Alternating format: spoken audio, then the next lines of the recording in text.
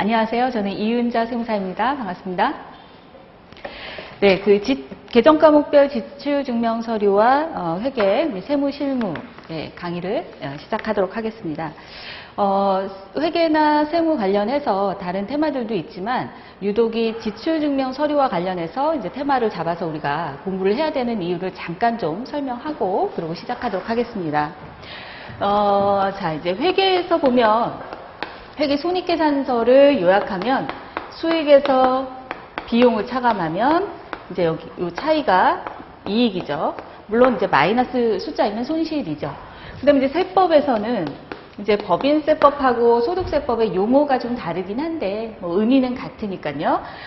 법인세법에서는 이 수익에 상당하는 걸 입금이라고 하고요. 그다음에 이제 개인소득세법에서는 사업소득에 대해서 총수익 금액이라고 합니다. 그 다음에 여기서 손금, 비용에 해당하는 걸 법인세법에서는 손금이라고 하는데요. 또 개인은 필요경비라고 하고요. 어쨌거나 이렇게 차감하면 이 차이가 과세되는 법인세 또는 소득세가 과세되는 소득 금액에 해당합니다.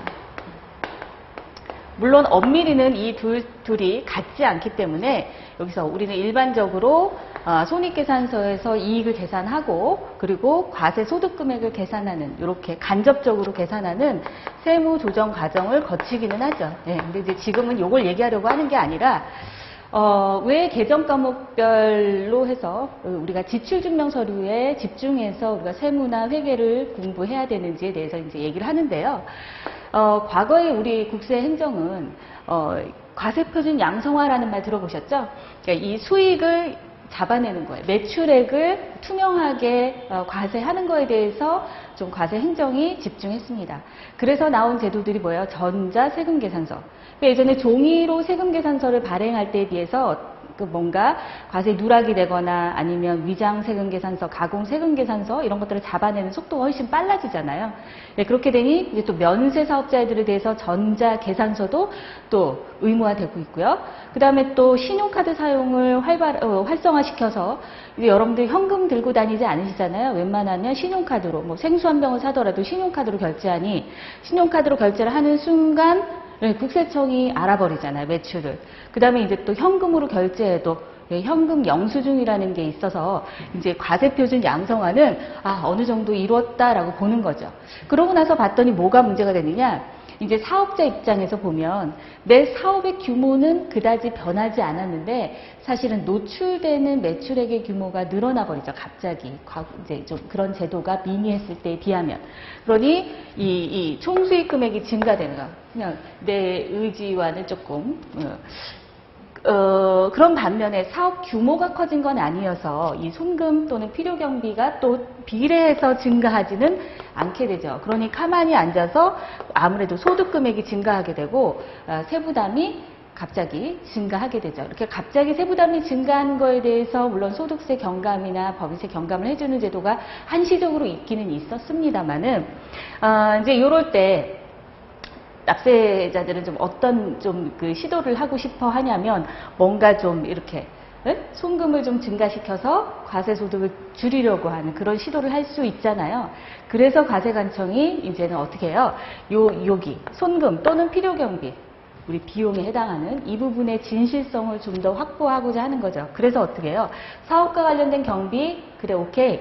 장부상에 반영해. 그렇지만 얘네들이 정말 사업과 관련됐는지를 어떤 증명서류, 법에서 정하는 증명서류를 수취해서 입증해라 이렇게 얘기하고 있잖아요. 어떤 서류가 있어야 돼요? 세금계산서. 그 다음에 면세계산서. 그죠? 그 다음에 또는 신용카드 전표. 뭐 직불카드. 그 다음에 현금 영수증. 얘네들의 공통점이 뭐예요? 국세청이 즉시 아는 거죠. 이런 것들로 사업과 관련된 있으니 확실함을 입증해라 하는 거죠. 그 다음에 얘네들이 이 지출이 나한테 확실하다라는 걸 입증한다는 건 나의 거래 상대방의 매출이 투명화된다는 얘기거든요. 그러니까 일타쌍피죠. 그죠? 그런 차원에서 지출증명 서류에 집중해서 우리가 이 회계나 세무를 좀 공부할 필요가 있겠다 이런 얘기입니다.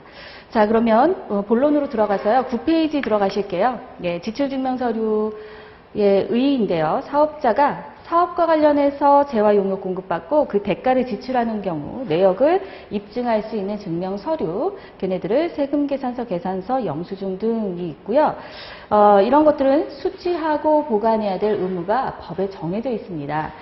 보시면 2번에 1번, 가로 1번. 여기는 지금 법인세법의 규정을 소개해 놓기는 했는데 사실 소득세법에서도 같은 규정이 있기 때문에 개인사업자분들도 똑같이 보시면 되겠습니다. 법인은 각 사업연도에 그 사업과 관련된 모든 거래에 관한 증명서류를 작성하거나 받아서 정기 법인세 확정신고기한이 지난 날부터 5년간 보관해야 된다. 그러니까 과세기간 종료 후 5년이 아니라 신고 후 5년이니까 예, 그 점 유의하시면 될 것 같습니다. 넘겨서요. 10페이지 가시면 가로 3번에 영수증 보관 의무가 면제되는 경우가 있대요. 첫 번째 동그라미는 다음 어느 하나에 해당하면 증빙을 보관하고 있는 경우에는 신용카드 매출전표를 수취해서 보관하고 있는 것으로 본다. 그래서 신용카드, 직불카드의 월별 이용대금 명세서 또는 그 ERP 시스템을 운영하고 있는 회사에서는 이 시스템상으로 그 보관하고 있는 신용카드, 직불카드 거래 정보 있으면 신용카드 전표 그 영수증 있죠? 종이로 된 영수증. 그걸 직접 보관하고 있지 않아도 괜찮다. 이제 그런 얘기입니다. 그런데 실무상으로 일을 하다 보면요. 이용대금 명세서에 자, 이런 게 있어요. 그 6월 29일 서초 주유소 5만 원 이러면 여러분들 뭐 쓰는 건지 알아요? 차에 기름 넣구나 알 수 있죠? 네, 알 수 있어요. 그런데 예를 들어 6월 29일 땡땡 설렁탕 2만 원. 자, 이렇게 있으면 그 지출이 뭔지 알아요. 내지 접대비 내지는 복리후생비인지 알 수 있겠죠? 그런데 이런 거 있잖아요. 왜? 이니시스 어쩌고 네이버 페이 이런 거 있잖아요. 그게 뭐예요? 제가 지금 얘기하는 게 왜 결제 대행사를 통한 거. 아니면 쿠팡 이런 거 있잖아요. 인터넷 쇼핑한 거.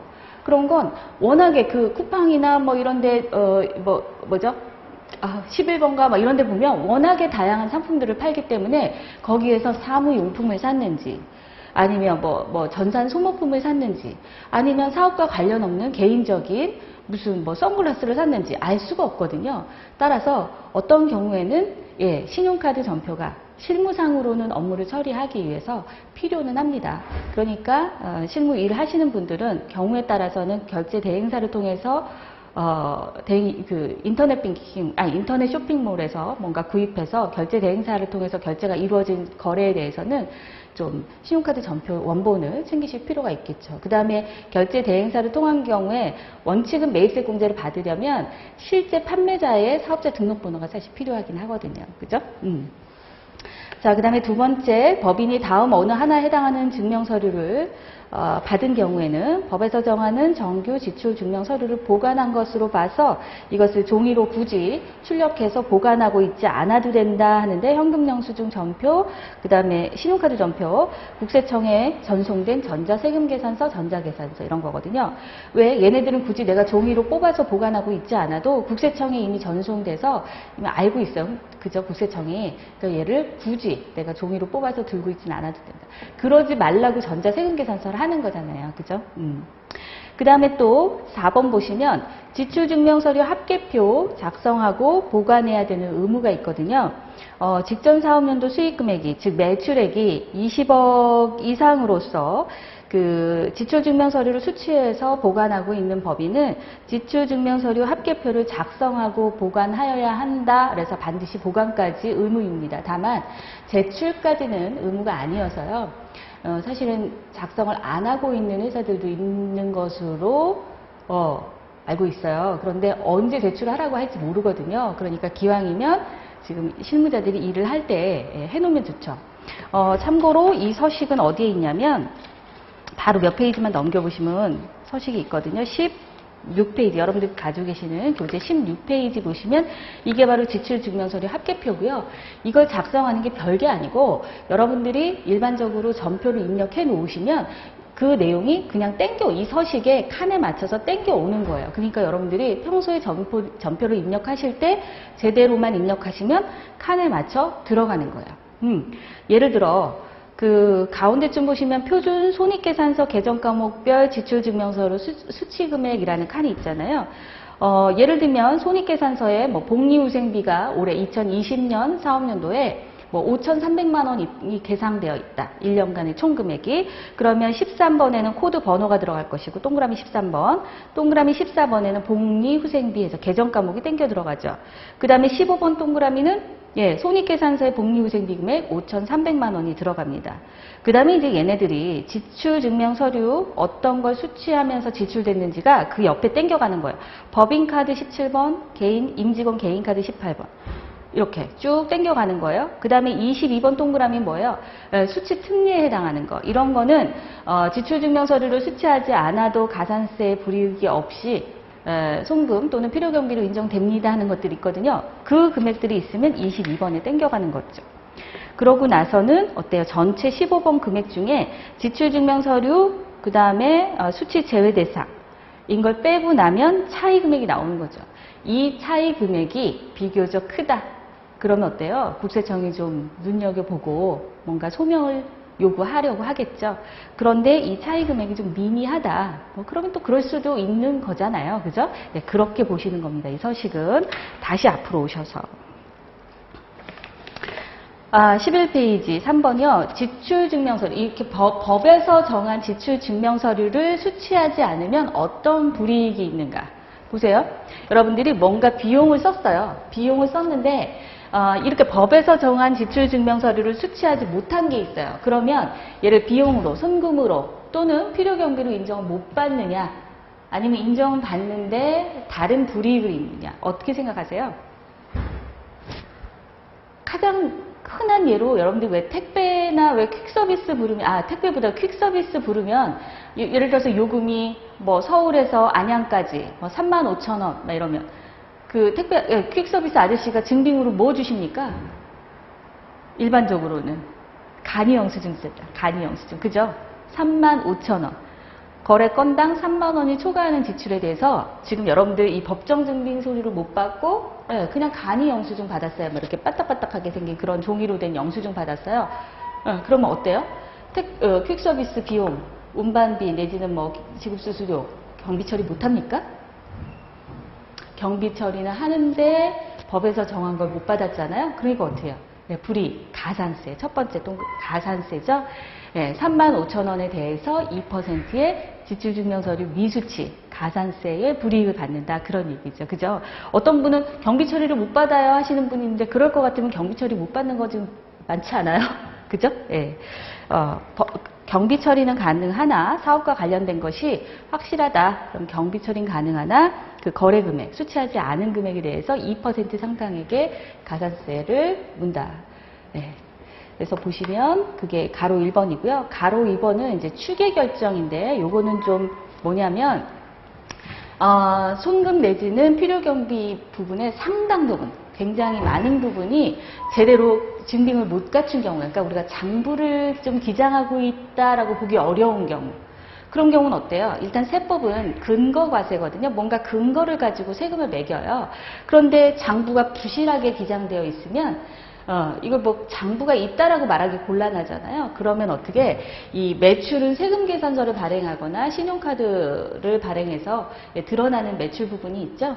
그러면 거기에 법에서 정한 업종별로 정해놓은 경비율만큼만 그냥 경비로 빼주고 나머지는 억지로 과세 소득 금액이 돼서 전혀 내가 실제 벌어들인 것과 상관없는 금액이 과세 소득으로 잡혀서 그냥 거기다 세금 매기는 거.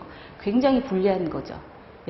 이제 정말로 부실하게 장부가 기장되어 있거나 이런 증빙들을 대부분을 챙겨내지 못하면 그렇게 억울한 세금 과세를 당하는 경우도 있어요. 그게 바로 추계과세의 설명입니다. 근데 일반적으로는 이제 뭐 우리가 그렇게까지 부실하진 않기 때문에 그냥 그 정도만 추계 결정은 그냥 설명드리고 넘어가겠습니다. 그런 불이익을 받는다. 자, 12페이지 가시면요. 지출증명서류 수취와 관련된 거고, 그 가로 1번 보시면요. 여기서 제가 얘기하는 걸 부분적으로 끊어서 밑줄을 좀 그어 보시기 바랍니다. 왜? 이것이 지출증명서류를 수취해야 되는 요건에 해당되기 때문에 그렇거든요. 자, 첫 번째 사업자가 일정한 사업자로부터 여기다 밑줄 그으세요. 첫 번째 동그라미 해놓고 사업자로부터 네, 그다음에 두 번째 동그라미 재화나 용역 공급받고 재화나 용역 공급받고 세 번째 동그라미는 그 대가를 지급하는 경우. 이렇게 이 세 가지 요건을 모두 충족하는 경우에 한해서 지출증명서류를 수취해라 라고 하는 거예요. 법에서. 첫째, 거래 상대자가 사업자여야 하고요. 두 번째는 그 사업자로부터 재화 또는 용역을 공급받고 그 다음에 세 번째, 그 대가를 지급하는데 그 대가가 거래 건당 얼마? 부가가치세를 포함해서 대가가 3만 원을 초과하는 경우 이 요건을 모두 충족하는 경우에 한해서 법에서 정한 이러한 지출증명서류를 반드시 수취해야 된다 그런 얘기입니다. 그죠? 그러니까 이 세 가지 요건 중에 어느 하나라도 요건을 충족하지 못하면 이 지출증명서류를 수취하지 않아도 되는 거예요. 이제 간혹 실무에서 보면 이런 부분들이 조금 혼란스러워 하시는 것 같아요. 예를 들면 이런 거죠. 자, 외상으로 물건을 팔았어요. 외상으로 물건을 팔았는데 언제까지 갚아라? 예를 들면 뭐 3개월 후까지 갚아라 라고 기한의 이익을 줬죠. 그죠? 그랬으면 3개월 후까지는 반드시 회수를 해야 되잖아요. 지급을 해야 되잖아요. 상대방은. 근데 나한테 외상을 갚질 않아. 그러면 어때요? 당초에 계약서에 약속이 있는 거야. 3개월 이내에 갚는다. 그런데 이걸 갚지 못하는 경우 시정금리를 감안해서 뭐 2.7%의 연체료를 뭐 가산한다. 뭐 이렇게 규정이 있을 거라고요. 그러면 그 우리 둘 사이에 갑과 을의 계약서상에 있는 뭐 8조 7항에 있는 그 연체료에 대한 규정을 적용해서 어떻게 해요? 실제 갚는 날까지. 그죠? 실제 갚는 날까지 연체료를 계산해서 외상대금 1,000만 원 플러스 연체료 23만 5,790원 뭐 이렇게 받을 거 아니에요. 그러면 그 연체료 23만 7,090원, 7,000 아까 290원이라고 그랬나? 그 연체료는 어때요? 받기는 받는데 그 연체료 부분에 대해서 세금 계산서를 발급해 줄 의무가 있냐 이거예요. 내가 외상 매출자가. 외상 매출금 자체는 내가 공급한 재화 또는 용역에 대한 대가니까 세금 계산서를 발급해 주지만 연체료에 대해서는 어때요? 이자 상당액이거든요. 약속한 날까지 돈 갖고 왔으면 내가 연체료 안 받았을 거 아니에요. 그런데 약속한 3개월 후까지 돈을 안 가져오니까 지연 지급하는 부분에 대해서 어떻게 해요? 우리 이 약속했잖아요. 계약서에 시중금리 감안해서 2.7% 상당액의 연체료를 받겠다고. 그래서 그 약속한 조항에 따라서 내가 연체료 가산해서 붙인 거잖아요. 나한테 주는 거, 사업자한테 주는 건 맞지만 재화 용역 공급 대가를 주는 게 아니잖아요. 그죠? 2번 요건을 충족하지 못했기 때문에 이런 연체료에 대해서는 내가 세금 계산서를 발급해 줄 의무가 없는 거죠. 이해되셨어요? 이렇게. 또는 예를 들면 무슨 병원 사업자, 그러니까 병원을 하는, 그죠? 뭐 성형외과, 치과 이런 데서 환자들한테, 그러니까 의사가 실수든지 생각하지 못했던 어떤 변수가 있어서 뭔가 수술이나 시술하는데 좀 약간 안 좋은 결과가 나왔을 때 추가적인 치료를 해주고 손해배상금을 지급하기로 합의를 했다, 예를 들어. 그럼 어때요? 손해배상금 지급해주는 거에 대해서 그 환자한테 자, 내가 돈 500만 원 합의금 줬으니, 손해배상금 줬으니 지출증명서류 이거 해달라라고 말할 수 있냐고요.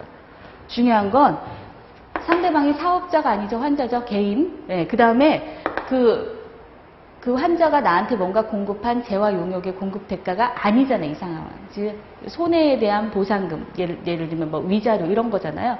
그러니까 이런 요건을 충족하지 못했으니 돈은 큰돈이 나갔지만 지출증명서류 수취 대상 거래가 아닌 거죠.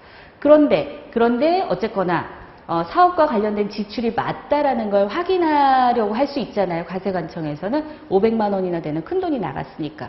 그러니까 그럴 때는 그 사실을 입증하는 뭔가 증거 서류는 갖춰는 놔야죠. 입증해야 되니까. 그럴 땐 뭐가 필요해요? 일단 그 환자가 우리 병원에 와서 시술 또는 수술을 받았다라는 뭐 진료 카드, 그다음에 수술을 했다라는 뭐 이런 내역들이 있을 거잖아요. 그 다음에 이제 뭔가 잘못된 결과가 나와서 그거에 대해서 소비자가 컴플레인을 제기했으면 그런 내용. 그래서 양자가 합의하여 뭔가 합의서를 썼겠죠. 그죠? 손해배상금을 얼마 주고, 그다음에 뭐 재수술을 다 해서 정상적으로 만들어 놓고.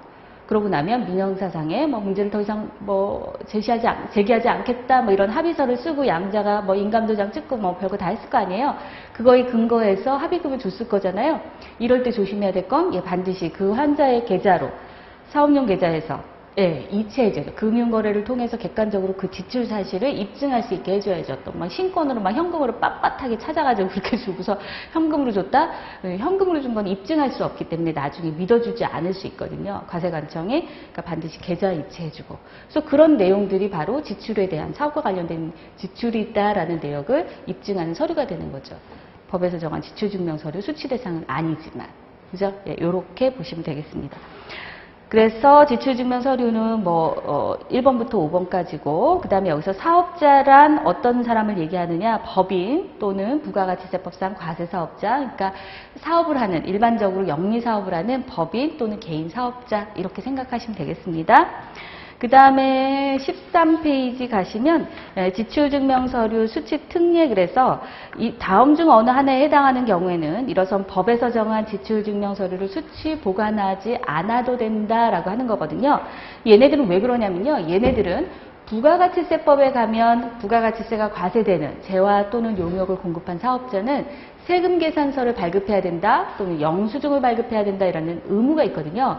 근데 여기 열거되어 있는 애들은 세금계산서 또는 영수증의 발급 의무가 면제된 애들이에요. 즉 부가가치세법에 따르면 자기가 부가가치세가 과세되는 재화 또는 용역을 공급했음에도 불구하고 세금계산서 또는 영수증을 발급할 수가 없어요. 그런 애랑 내가 거래했어요. 그래서 제가 발급할 수 없어서 내가 발급 못 받았다고요. 그거에 대해서 불이익을 주면 안 되잖아요. 따라서 그런 경우 수치를 못해도 필요경비 인정 가능하고, 그 다음에 불이익이 없다, 가산세 불이익이 없다라고 하는 애들입니다. 그래서 몇 가지 보시면 첫 번째가 3만 원이야. 두 번째가 농어민으로부터 직접 공급받은 거. 그 다음에 세 번째는 원천징수 대상 사업소득으로서 원천징수된 용역. 그 다음에 7번 국외에서 재화 용역 공급받은 경우, 그런데 혹시 재화를 수입하면서 세관청으로부터 계산서 또는 수입계산서 또는 수입세금계산서를 발급받은 경우는 제외한다 되어 있고요. 10번 동그라미 택시 운송 용역, 그 다음에 넘겨보시면 12번 동그라미 금융보험 용역, 그 다음에 13번 동그라미 국세청장이 정해서 고시한 전산발매 통합관리 시스템에 가입한 사업자로부터 입장권, 승차권, 승선권 등을 구입해서 용역을 제공받은 경우, 이런 경우. 그 다음에 14번 동그라미 항공기 항행 용역. 항공기 항행 용역은 세금계산서 발급 의무가 없어요. 그러니까 따라서 예를 들어 우리 회사 직원이 서울에서 부산으로 출장을 가요. 근데 KTX보다 사실은 비행기 값이 더 쌀 때가 있거든요. 그래서 비행기를 타고 간다. 현금으로 결제했어도 그 항공사에 세금계산서 발급해 주세요 얘기하시지 말라고요. 창피하니까. 세금계산서 발급 의무가 없다고요. 자, 그러면 그 항공권을 법인카드로 결제했어요. 매입세 공제 받을까요? 출장 업무 관련인데 괜찮을까요? 현금으로 결제를 해도 세금계산서를 발급할 수 없는 업종이라고요. 거기에 신용카드로 결제한 건 그냥 결제 수단의 방법이죠. 따라서 법인카드로 결제했어도 그 신용카드 전표로 매입세 공제 받지 말라고요. 그죠? 그 다음에 철도 용역, 철도 운송 용역, 그 다음에 고속도로 통행료, 이런 것들이 지출증명서류 수치 특례에 해당하는 애들입니다. 여러분들 아마 일반 점표를 입력하다 보면 이런 수치 특례에 해당하는 것까지 체크하라고 아마 점표 입력하는 과정 중에 나올 거예요. 그거 입력하고 나면 앞에서 잠깐 봤던 그 지출증명서류 합계표 서식에 수치 제외 대상 그 칸으로 땡겨 들어가는 거예요. 그죠? 근데 이제 점표 입력할 때 이런 걸 정확하게 입력해내지 못하면 이 금액이 차이 금액으로 들어갈 수가 있게 되는 거죠. 그러니까 점표 입력을 끝까지 정확하게 하는 게 중요하겠죠. 그죠? 네. 그렇게 보시면 되겠습니다.